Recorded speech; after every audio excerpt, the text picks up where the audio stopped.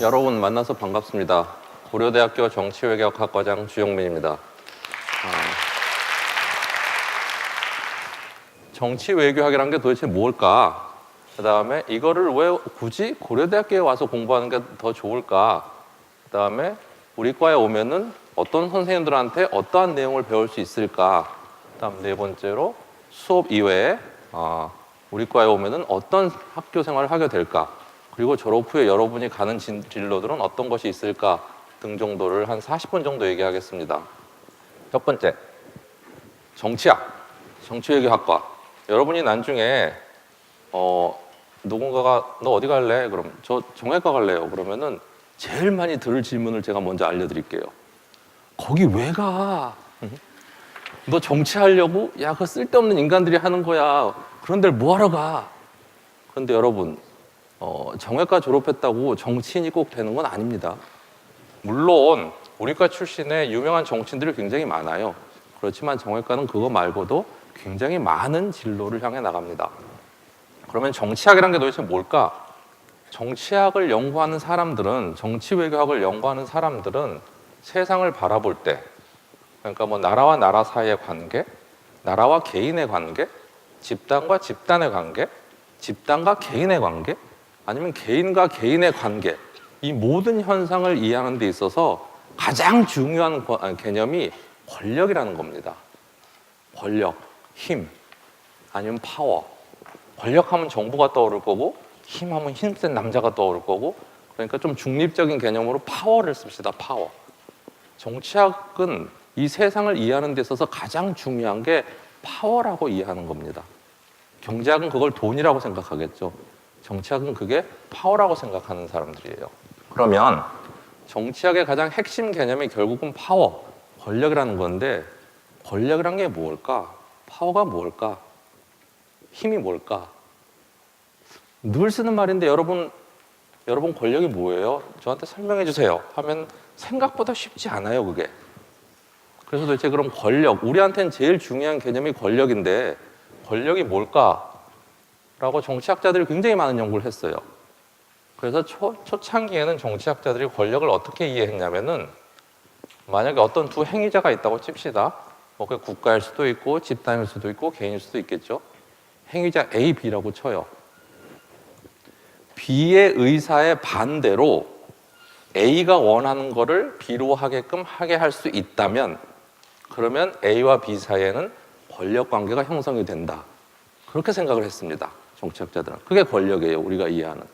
아주 쉽게 얘기하면 네가 하기 싫은 건 내가 너한테 시킬 수 있으면 나는 너한테 권력을 행사할 수 있는 거예요. 그렇게 우리는 권력을 이해하고 정책을 발전시켰는데, 그러다 보니까 약간 의문이 생기기 시작했어요. B가 원하는 게 A하고 같아서 A의 명령을 B가 따라서 했으면 그럼 권력 관계가 없는 거잖아요. 그런데 과연 그럴까? 혹시 B가 원한다는 거 그 자체가 어쩌면 오랫동안 A가 그 사람 머릿속에 심어놓은 건 아닐까?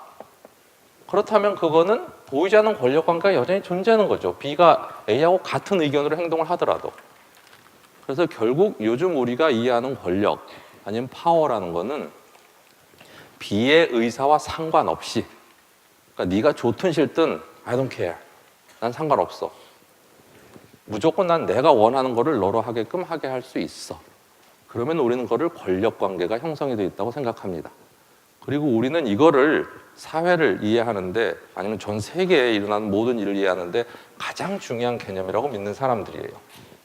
그러면 권력이 이제 정치학의 핵심 개념인데,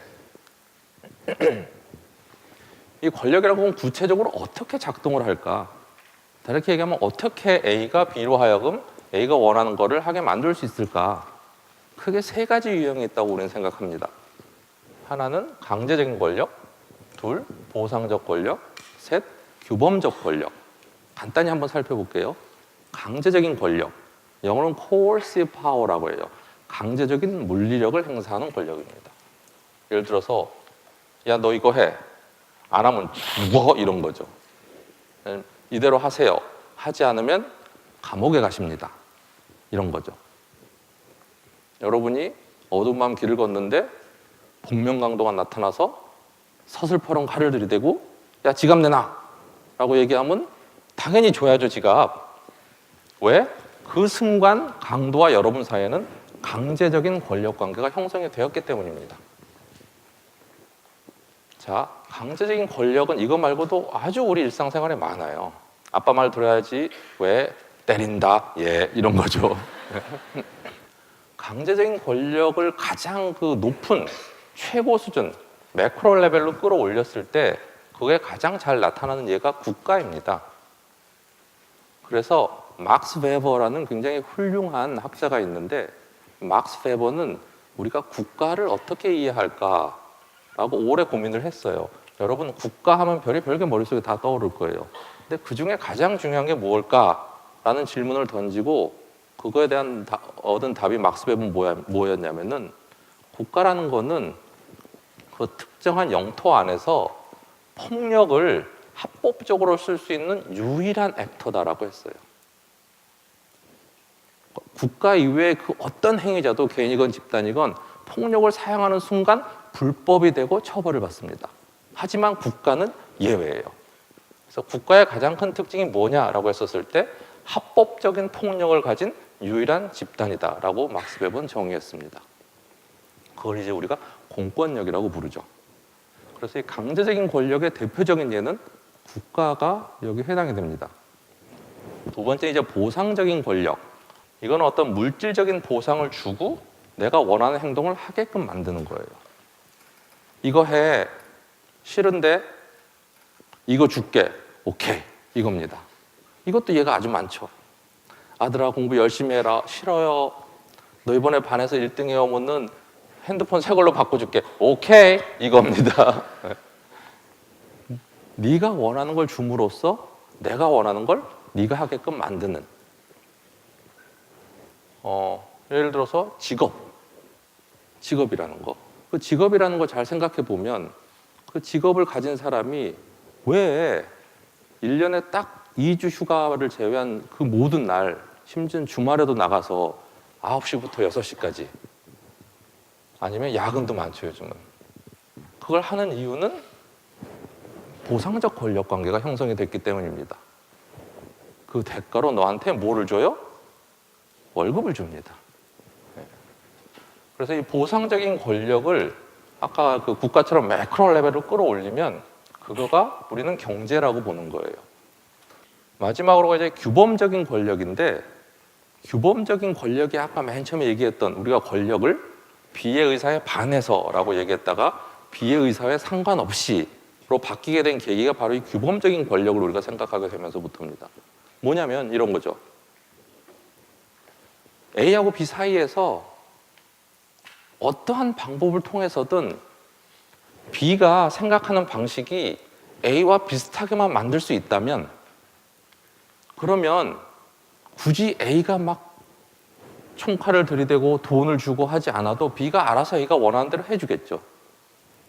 이것처럼 쉽게 권력 관계를 형성하는 게 어디 있겠습니까? 예를 들어볼까요? 부모와 자식 간의 관계. 이 관계에서 아주 어렸을 때부터 너희들은 부모님 말씀을 잘 따르고 잘 들어야 된다. 그게 착한 애야. 그게 좋은 아이야. 아니면 그걸 더 크게 확장시켜서 지금 효라는 표현을 쓰죠. 가장 큰 인간 사회가 지켜야 할 가장 큰 가치 중에 하나로 효라는 개념을 써요. 그렇게 해놓으면 그 사회는 부모님이 자식한테 당연히 더 순종하는 사회가 될 뿐만 아니라 그 효 개념을 조금만 확장하면 어린 사람들은 본인보다 연장자들한테 더 공경하고 말을 잘 따르는, 다시 얘기하면 나이를 기준으로 규범적인 권력 관계가 아주 쉽게 형성이 되는, 누구가 선배다 그러면 그 선배 말은 더 잘 들어야 되는, 그래서 알아서 스스로 이 권력 관계에 비가 되게 만드는 그런 형식이 되는 거죠. 그래서 이 규범적인 권력, 물론 이 규범적인 권력은 굉장히 이걸 만드는 데는 오랜 시간이 걸립니다. 왜냐하면 이 머릿속을 바꿔놔야 되기 때문에. 근데 한번 이 규범적인 권력이 형성이 되면 그 엑스트라 코스트 없이 생각보다 쉽게 그 다음부터는 운영이 될 수 있어요. 왜냐하면 그게 우리의 문화가 되고 전통이 되고 우리의 가치가 되고 우리의 아이덴티티가 된다고 여기서 믿어버리고 있기 때문에. 자, 그래서 정치학은 이제 요약하면 정치학은 세상을 바라보는 데 있어서 권력이 가장 핵심이다. 그거를 이해하는 것이 세상을 이해하는 데 지름길이다라고 보는 학문이고, 이 권력이 행사되는 방식은 강제적인 방법, 보상적인 방법, 규범적인 방법 이런 것이 있다. 이런 정도가 정치학의 가장 기본이 되는, 우리가 세상을 바라보고 이해하는데 가장 기본이 되는 그런 틀입니다. 자, 그러면 왜 고대 정외과, 고려대학교 정치외교학과가 왜 좋은가? 전 세계 대학을 평가하는 가장 그 권위 있는 기관이 QS 세계 대학 평가라는 곳입니다. 이곳에서는 매년 전 세계 대학교의 랭킹을 매겨요. 뭐 하버드, 예일, 프린스턴 이런 거 다 해서 1등, 2등, 3등, 4등 해서 200등까지 쭉 매깁니다. 고려대학교가 어디쯤에 있느냐? 200위 근처에 있어요, 고대는 늘.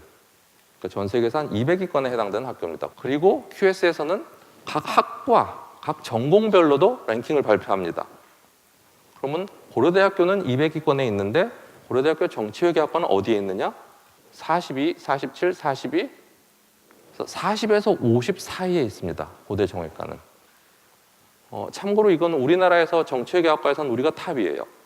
동기간에 우리 경쟁학과는 200위 안에 못 들어왔습니다. 근데 고대 정외과는 50위권 정도에 들어와 있어요. 그러면 이렇게 생각할 수 있죠. 에이, 그 외국 사람들이 잘 몰라서 그러는데, 에이, 우리나라는 서울대, 연대, 고대인데 무슨. 오케이. 그럼 우리나라에서 대학과 학과를 평가하는 가장 유명한 곳이, 여러분 혹시 알지 모르는데 중앙일보에서 2년에 한 번씩 대학 평가를 하고 학과 평가를 해요. 그러면 중앙일보에서 하는 평가를 알아봅시다. 2011년에 중앙일보에서 대학 평가, 학과 평가가 시작했는데 정치외교학과에 있어서 고대 정외과는 2011년부터 계속 최상위 학과를 유지했습니다. 참고로 이 기간에 최상위 학과를 한 번도 놓치지 않고 유지한 과는 우리 과밖에 없어요. 그래서 국내, 그리고 국외에 공신력이 있는 기관들에서 하는 학과 평가에서 고려대학교 정치외교학과는 아주 독보적인 위치를 지금까지 차지해 왔습니다. 그러면 우리 과에 여러분이 오셨을 때 어떤 선생님들을 만나서 어떠한 것들을 배울 수 있을지 간단히 소개해 드릴게요. 정치외교학이라는 것은 크게 세 가지 분야 정도로 나뉩니다. 정치사상, 국제정치, 비교정치. 보면 알겠지만 비교정치가 가장 많죠, 사람이. 왜냐하면 이게 정치학의 주류이기 때문입니다. 그래서 이제 약자 보호 차원에서 정치사상부터 설명할게요. 정치사상에 이제 김병곤 교수님은 이제 고대에서 학부를 마치시고 케임브리지 대학에서 박사를 하셨어요. 그리고 이분이 전공하시는 거는 고대, 중세, 그다음에 근대, 뭐 마키아벨리, 루소 요 시기까지의 그 정치 사상입니다. 그래서 여러분이 이제 저희 과에 오시면은 여러분이 뭐 고대나 중세, 근대 정치 사상가에 관심 있다고 하면은 이제 김병원 선생님한테 배울 수 있게 되겠죠. 박홍규 선생님은 고대를 나오시고 동경대에서 정치학을 박사를 받으셨는데 전공이 동양 정치 사상이세요. 구체적으로는 그 고려말 조선 초의 그 성리학자들, 유학자들 그 개혁 사상, 특히 정도전의 개혁 사상을 전공하신 분입니다. 그래서 얼마 전에서도 육룡이 나르샤 뭐 이런 거 있었죠. 그런 프로그램 할 때 정도전 관련돼서 늘 자문을 하시는 분이세요. 그래서 여러분이 혹시 동양의 정치 사상에 관심이 있으시면 이제 저희 과에서는 홍규 선생님한테 이제 수업을 들을 수 있겠죠. 김남국 교수님은 이제 서울대를 나오시고 시카고 대학에서 정치학 박사를 하셨고, 그다음에 전공하시는 분야는 이제 가장 최근 현대의 정치 사상이십니다. 그래서 인권 문제, 공동체주의 뭐 이런 거 전공을 하세요. 그다음에 이제 국제정치, 국제정치는 이제 나라와 나라 사이에 일어나는 일들을 주로 연구하는 분야입니다. 국제정치 이제 저희 현인택 교수님은 이제 고대를 나오시고 미국의 UCLA에서 정치학 박사를 하셨고, 이분이 전공하시는 거는 이제 외교 정책론이에요. 우리나라의 외교 정책이 어떻게 만들어지는가, 아니면 어떻게 만들어야 되는가 이런 걸 하셨고, 본인의 전공을 살리셔서 통일부 장관, 35대 통일부 장관을 하셨습니다. 네, 이신하 교수님은 이대 영문과를 나오셨고 미국의 메릴랜드 대학에서 정책을 공부하셨고, 전공은 이제 국제정치 중에서도 국제기구, UN 이런 걸 하십니다. 그리고 실제로 UN의 자문위원이세요. 그래서 UN에 가서 많이 일을 하시고, 그래서 여러분이 혹시 UN이나 이런 데 관심 있으시면 이제 저희 거 오셔서 이신하 선생님 수업 듣고 그다음에 이신하 선생님 도움으로 유엔에 가서 인턴 같은 거 하고 그런 기회를 가질 수 있습니다. 이동선 교수님은 한때 우리 과의 성시경이라고 불렀던 교수님이세요. 네. 이동선 교수님은 이제 고대를 나오셨고 시카고 대학에서 박사를 하셨고 이분은 이제 IR에서도 정통 IR에 해당되는 군사, 안보 이런 걸 전공하십니다. 그래서 뭐 한반 우리나라의 안보 정책이라든지 뭐 남북 관계, 동아시아 안보, 지금 뭐 미중 사이에 갈등이 심화되고 있는데 우리나라가 어떻게 해야 되나 뭐 이런 걸 전공하는 분이세요. 그러니까 그런 쪽에 관심 있으시면 나중에 이동선 선생님의 안보 수업을 들으시면 됩니다.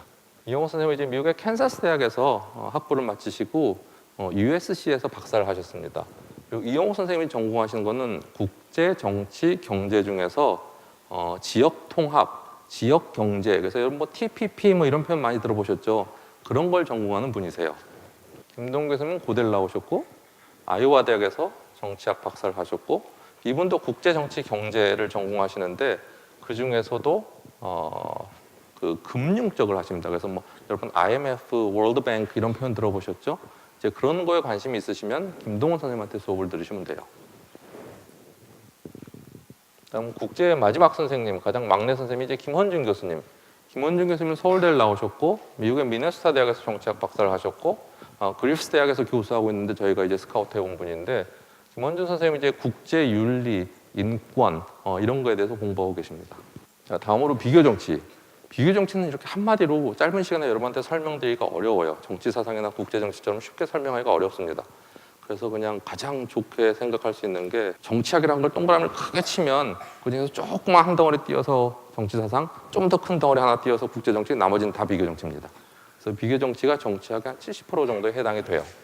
비교 정치에서는 어떠한 특정한 나라를 가지고 그 나라를 깊게 공부하는 분들도 있고 아니면 어떠한 주제를 가지고 여러 나라를 비교하는 선생님들도 계시고 그럽니다. 비교 정치에서 이제 임혁백 교수님 같은 분은 서울대를 나오셨고 시카고에서 정치학 박사를 하셨고 민주주의에 대해서 공부하세요. 민주주의의 심화, 발전 이런 거 공부하셔서 여러분 들어보셨을 것 같은데 최장집 교수님, 은퇴하신 최장집 교수님과 함께 임혁백 교수님이 우리나라 민주주의 연구의 태두이십니다. 이내영 교수님 이제 고대를 나오셨고 미국의 위스콘신 대학에서 박사를 하셨고 이내영 선생님 이제 선거, 국회, 의회, 이익 집단 이런 거를 연구하시는 분이에요. 그래서 사실 지금은 이번 달 그러니까 2월 1일자로 국회 입법조사처장에 임명되셔서 휴직하고 그쪽으로 2년간 발령받아 나가셨습니다. 하지만 여러분이 올 때쯤에는 다시 학교로 돌아오실 거예요. 그래서 여러분이 선거나 의회, 국회 이런 거에 관심이 있다면 이제 이내영 선생님 수업을 들을 수 있죠.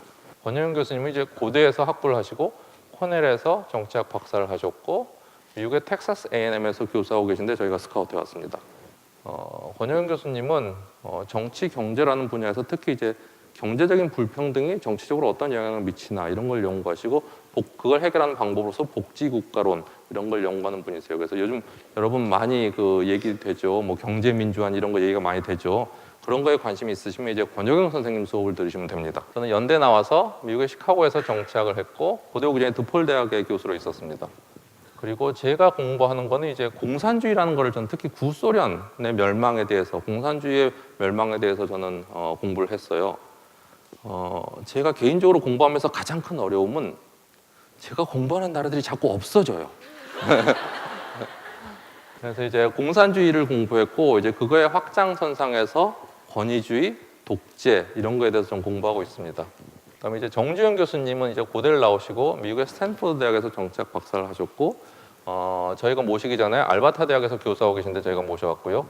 정치 경제 중에서도 이제 중국을 전공하시고 중국의 경제 발전, 중국의 경제 발전하는 데 있어서 국가가 어떤 역할을 했는가 이런 거에 대해서 공부하십니다. 그래서 여러분 혹시 중국에 대해서 관심이 있으시면 나중에 이제 정주현 선생님 수업을 들으시면 될 것 같아요. 정지관 교수님 이제 고대에서 학부를 하시고 코넬에서 박사를 마친 다음에 조지 워싱턴 대학에서 교수로 계시다가 저희가 스카우트해 왔습니다. 정지관 교수님은 전공이 정치 갈등, 내전 이런 걸 연구하세요. 그래서 혹시 여러분이 오늘 얘기 듣고 정치 얘기하기라는 게 재밌을 것 같아. 근데 나는 약간의 폭력성은 좀 있는 것 같아 내 성격에. 그러면 이분을 쫓아다니시면 됩니다. 그다음에 이제 비교 정치의 가장 막내 선생님인 신재혁 교수님. 신재혁 교수님은 고대 법대를 나오셔서 미국 UCLA에서 정치학 박사를 하셨고 이분이 전공하신 게 이제 동남아시아예요. 요즘 동남아시아 굉장히 핫하게 떠오르고 있는데 동남아시아를 전공하셔서 여러분이 혹시 미래에 동남아시아 관련된 뭘 하고 싶다 그러면 이제 신재혁 교수님 수업을 많이 들을 수 있겠죠.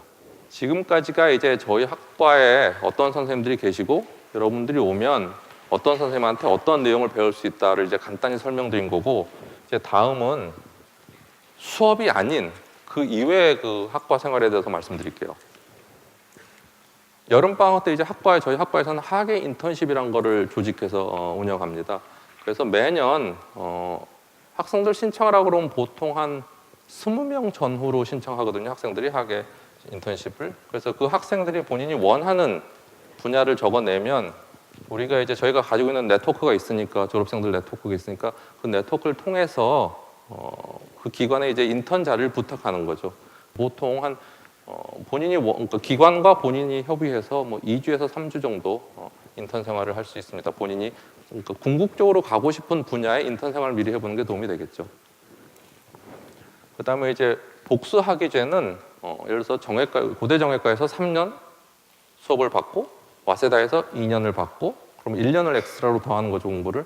그렇게 하면 졸업할 때 고대 정외과 졸업장과 와세다 정외과 졸업장 2개를 받을 수 있는 그런 복수학위제 프로그램을 운영하고 있고, 그다음에 이제 교환학생은 이제 저희 과 단위에서 맺는 것들도 있고 아니면 고대 전체에서 맺고 있는 학교들도 굉장히 많아서 한 학기 정도 본인이 원하는 학교에 가서 살다가 공부하고 오는 겁니다. 그다음에 이제 이 우당 워크숍이라고 제가 봄 학기에 하는 가장 큰 학과 행사 중에 하나인데 학부생을 상대로 학생들 상대로 그 시기에 가장 중요한 주제를 하나 잡아서 그 주제에 관련된 전문가 한 분을 모시고 그분이 한 1시간 정도 강의를 해주세요. 강의를 해주고 나면 이제 여러분하고 뭐 한 30분 정도 자유 토론을 하는 거예요. 학생들하고 이 강사하고. 끝나고 난 다음에 저 밖에 나가면은 이렇게 큰 홀이 있는데 거기다 저희가 뷔페로 음식을 차려서 온 모든 분들이 아주 풍성하게 그러니까 저녁 만찬을 통해서 더 얘기를 나눌 수 있는 그런 행사가 있는데 그게 이제 저희가 우당 워크숍이라고 부릅니다.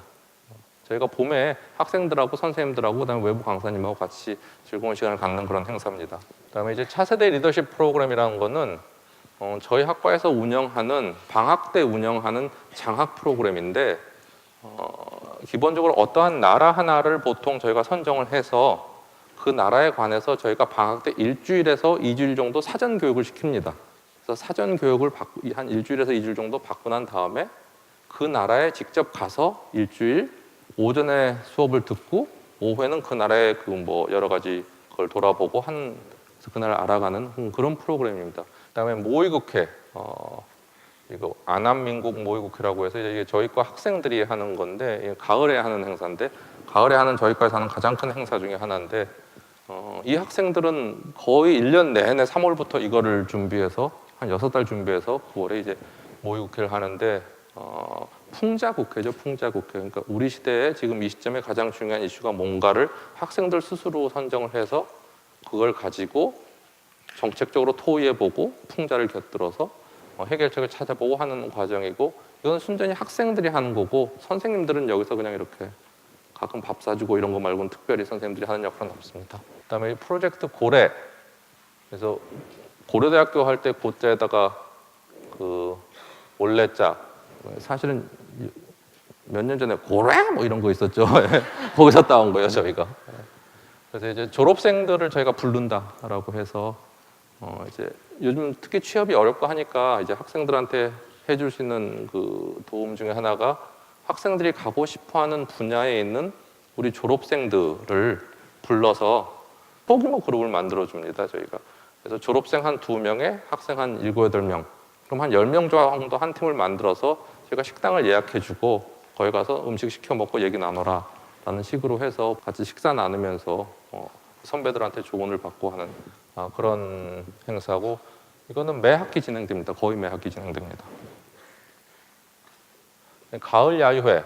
가을에 날씨 너무 추워지기 전에 햇볕 따스한 날 골라서 학부 학생들하고 선생님들하고 최대한 많이 참석해서 같이 가서 뭐 게임도 하고 놀고 산책도 하고 그리고 그 행사 다 끝나고 난 다음에 저녁에는 근처 식당 빌려서 같이 앉아서 뭐 학교 생활을 어떻게 하느니 뭐가 어렵니 뭐 도와줄 게 있느니 이런 학과의 그러니까 모든 구성원들이 함께하는 가을에 아주 크게 하는 행사입니다.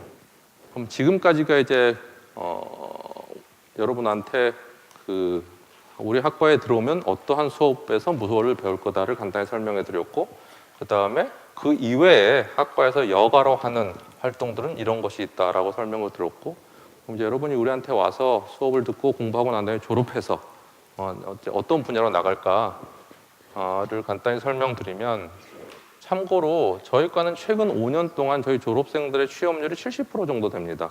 우리나라에는 정외과에서 가장 높아요.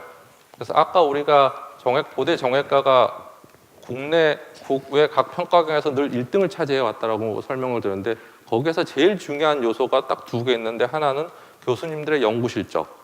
연구 실적이 예를 들어서 3년 평균으로 했을 때 저희 교수님들이 3년 동안 평균 12편의 논문을 쓰는데 그게 저희가 1등이고, 그게 중요한 요인 중에 하나고, 저희가 상위 랭킹을 유지하는 전 세계적으로. 그다음에 두 번째가 저희 졸업생들의 취업률입니다. 그래서 이 부분에서 저희가 또 굉장히 높아서 한 70% 정도 해오고 있고, 그다음에 정외과 출신들 졸업생들 중에서는, 재학생들 중에서는 고시를 준비하는 학생들이 꽤 많아요. 지난 5년 동안 저희 과에서 33명 고시생을 배출했습니다. 그러니까 한 해에 6명은 넘고 7명은 안 되는 거죠. 33명이면. 근데 저희가 한 해에 70명 정도 뽑거든요, 고대 정외과에서. 그러니까 한 고대 정외과 들어온 학생들의 10% 정도는 고시를 패스한다고 여러분이 생각하시면 됩니다. 그다음에 이제 그 이외의 진로, 이건 정말 너무 많아요. 그래서 그냥 각 분야별로 현직에서 지금 하고 있는 가장 최근 분들 몇 분들만 그냥 저희가 소개해 드릴게요. 고대 정외과 졸업생들이 정치인만 되는 게 아니라는 걸 보여드리기 위해서. 오케이. 첫 번째로 이제 정보 관련된 일을 하시는 분들, 최근 예를 보면 그래서 김정길 법무부 장관, 현인택 통일부 장관, 조현호 경찰청장, 6.1제 통일부 장관, 이런 분들이 이제 저희과 출신들로서 정부나 관계에서 일을 하신 분들이고요. 지금도 하고 계신 분들이고요. 그다음에 이제 외교관으로서는 지금 현지에 계신 분 중에 이제 오대성 스페인 대사, 조영천 카자흐스탄 대사, 마영삼 덴마크 대사, 백성택 아세안 대사, 이런 분들이 이제 저희과 출신으로 외교 쪽에서 활동하고 계십니다. 정계, 여러분들 정치에 관심 있는 분들은 좀 알아볼 것 같은데, 권오을 의원, 전병헌 의원, 정호김 의원, 노회찬 의원 정도는 여러분들이 알 것 같은데, 이런 분들이 이제 저희과 출신 국회의원들이시고 더 있어요. 네. 그다음에 최근 정치 현상을 좀 따라온 분들이 아마 이분들은 다 알 것 같은데, 정진석 원내대표 새누리당, 전 원내대표 원효철, 그전 새누리당 원내대표, 이철이 많이 아시죠? 네. 썰전으로 인기 끌어서 민주당 의원 된. 참고로 우당 워크숍에 설명했었죠. 작년 우당 워크숍 강사로 오신 분이 이철이 의원이었어요. 그다음에 김영우 새누리당 대변인, 이런 분들이 이제 저희 출신으로 진짜 정외과 나와서 정치인이 되신 분들입니다. 이분들이 대표적인. 참고로 단일 학과로서 우리나라에서 국회의원을 저 여태까지 제일 많이 배출한 게 실제로 우리 과이기도 해요. 그다음에 이제 언론 쪽에 계신 분들을 보면 이제 제재형 언론회 회장, 금창태 중앙일보 사장, 양희부 한국방송공사 사장, 노진한 서울신문 사장, 구본홍 YTN 사장, 박정찬 연합TV 대표, 박보균 중앙일보 대기자, 김종혁, 혹시 여러분들 요즘 JTBC 보는지 모르는데 JTBC 보면 4시쯤 사회 보는 분이 있어요. 그분이 저분이에요. 다음에 CBS의 그 간판이죠. 박재홍 앵커, 이런 분들이 이제 정외과 출신으로 언론 쪽에서 지금 활동하고 계신 몇 분 대표적인 예고요. 그다음에 경제 쪽으로는 이제 돌아가셨는데 정세영 그 현대자동차 회장이 고대 정외과 출신이고, 박종구 삼구그룹 회장, 천신일, 이명박 때 굉장히 많이 이름이 나왔던 세모그룹 회장, 그다음에 이상대 삼성건설 대표, 이런 분들이 고대 정외과 출신으로 이제 경제계 쪽에서 일을 하고 계신 분들이에요. 자, 그래서 오늘 한 40분 정도 여러분하고 정치학이라는 게 뭔가, 그다음에 고대 정외과가 왜 정치학을 공부하기에 좋은 곳인가, 정치외교를 공부하기에, 그다음에 우리 과에 오면은 어떠한 내용의 어떤 수업을 누구로부터 들을 수 있나, 그다음에 수업 이외에 어떤 여가 활동을 할 수 있나, 그리고 졸업 후에 대표적으로 나가는 길은 어떤 것들이 있나에 대해서 설명드렸습니다.